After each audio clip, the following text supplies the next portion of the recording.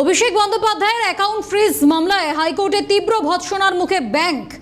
Account freeze মামলায় সংশ্লিষ্ট bank কর্তৃপক্ষকে প্রশ্ন বিচারপতি কৃষ্ণা রাওয়ের, আপনাদের কেওয়াইসির ব্যবস্থা নেই, গ্রাহককে ডেকে পাঠিয়েছেন কেন? প্রশ্ন বিচারপতি। নোটিশ দেখে মনে হচ্ছে আপনাদের আধিকারিকেরা অভিষেক বন্দ্যোপাধ্যায়কে দেখতে বেশি আগ্রহী, মন্তব্য বিচারপতির। স্থানীয়ভাবে অ্যাকাউন্ট বন্ধ করা হয়নি, কেন্দ্রীয় নিরীক্ষণ দলের নির্দেশে অ্যাকাউন্ট বন্ধ দাবি সংশ্লিষ্ট ব্যাংক কর্তৃপক্ষের। আরো বিস্তারিত জানবো, টেলিফোন লাইনে রয়েছেন প্রতিনিধি মফিজুল ইসলাম। মফিজুল, অভিষেক বন্দ্যোপাধ্যায়ের অ্যাকাউন্ট ফ্রিজ মামলা, সেই মামলায় হাইকোর্টে তীব্র ভৎসনার মুখে পড়ল ব্যাংক। একেবারে, কারণ অভিষেক বন্দ্যোপাধ্যায়ের যে অ্যাকাউন্ট ফ্রিজ করা হয় সে নিয়ে তিনি কলকাতা হাইকোর্টের দ্বারস্থ হয়েছিল এবং সেখান থেকে ব্যাংক কর্তৃপক্ষ যে যুক্তিগুলো খাড়া করেছে সেই যুক্তির ক্ষেত্রে কিন্তু আদালতের তরফ থেকে ব্যাংক কর্তৃপক্ষের কার্যত ভৎসনা করা হয়েছে, যেখানে ব্যাংক কর্তৃপক্ষের কাছে ইতিমধ্যে ব্যাংক কর্তৃপক্ষ জানিয়েছে যেহেতু কেওয়াইসির একটা সমস্যা রয়েছে সেই কারণেই নাকি তার ব্যাংক অ্যাকাউন্ট যেটা ফ্রিজ করা হয়তো সেটা খোলা হচ্ছে না। এক্ষেত্রে আদালত ব্যাংক কর্তৃপক্ষের কাছ থেকে জানতে চায় যে একজন ব্যক্তির কেওয়াইসি করতে গেলে কি তাকে সামনাসামনি হাজিরা দিতে হবে? এখন অনলাইন সিস্টেম রয়েছে, তাহলে কেওয়াইসি করা যায়, তাহলে কেন এর ক্ষেত্রে কেওয়াইসির মাধ্যমে তার অ্যাকাউন্ট থেকে খোলা যাচ্ছে না? এই প্রশ্ন আজকে বিচারপতি তুলেছিলেন ব্যাংক কর্তৃপক্ষের কাছে এবং একই সঙ্গে আজকে বিচারপতি নির্দেশ দিয়েছেন অভিষেক বন্দ্যোপাধ্যায়কেও যে তার যাবতীয় ব্যাংক অ্যাকাউন্ট সংক্রান্ত নোটিশ এটা যেন ব্যাংক কর্তৃপক্ষের কাছে জমা দেয় আজকের মধ্যে।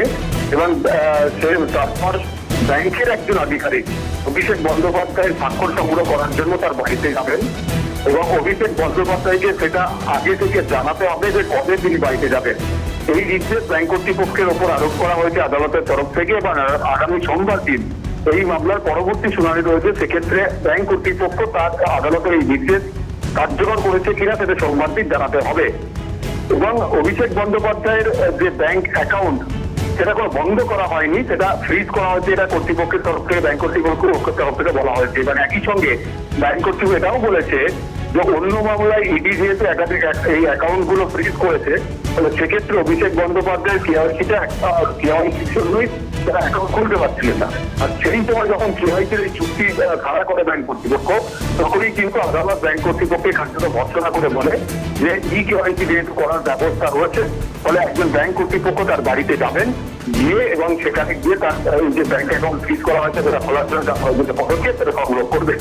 এবং অন্যদিকে এটাও কিন্তু পর্যবেক্ষণে আদালতের তরফ থেকে ব্যাংক কর্তৃপক্ষকে পরামর্শ করে বিচারপতি বলেছেন যে আপনাদের কি অভিষেক বন্দ্যোপাধ্যায়কে সরাসরি দেখার ইচ্ছা রয়েছে? যদি সেই দেখার ইচ্ছা থাকে তাহলে আমি অভিষেক বন্দ্যোপাধ্যায়ের আইনজীবীকে বলবো যে অভিষেক বন্দ্যোপাধ্যায়ের একটা বড় ছবি ব্যাংক কর্তৃপক্ষের কাছে পাঠিয়ে দিতে, তারা যেন সেই ছবিটা দেখে নেয়।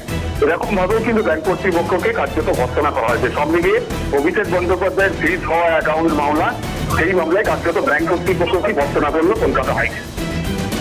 বেশ, আগামী সোমবার পরবর্তী শুনানি, সেদিকে আমাদের অবশ্যই নজর থাকবে। ধন্যবাদ মফিজুল। টেলিফোন লাইনে ছিলেন প্রতিনিধি মফিজুল ইসলাম।